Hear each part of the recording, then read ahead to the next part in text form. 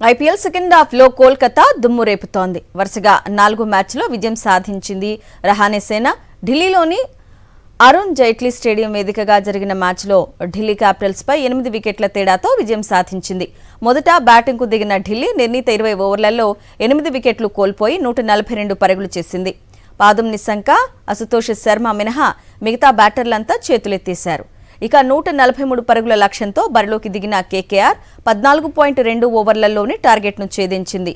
Opener ఫిన్ Ellen super సెంచరీతో చెలరేగగా మరో batter Cameron green 33 పరుగులతో రాణించాడు. ఐపీఎల్ జైపూర్ వేదికగా ఇవాళ ఇంట్రెస్టింగ్ ఫైట్ జరగనుంది. గుజరాత్ టైటాన్స్, రాజస్థాన్ రాయల్స్ జట్లు తలపడుతున్నాయి. రాత్రి 7:30 మ్యాచ్ ప్రారంభం కానుంది. ప్రస్తుతం పాయింట్స్ టేబుల్లో రాజస్థాన్, గుజరాత్ వరుసగా 4-5 స్థానాల్లో కొనసాగుతున్నాయి. ప్లే ఆఫ్ రేస్ ఇంట్రెస్టింగ్ గా మారిన నేపథ్యంలో రెండు జట్ల మధ్య పోరు హోరాహోరీగా జరిగే అవకాశం ఉంది. రాజస్థాన్ ఎక్స్ప్లోజివ్ ఓపెనర్స్ జైస్వాల్, వైభవ్ సూర్యవంశీపై ఎప్పట్లాగే హై ఎక్స్పెక్టేషన్స్ ఉన్నాయి.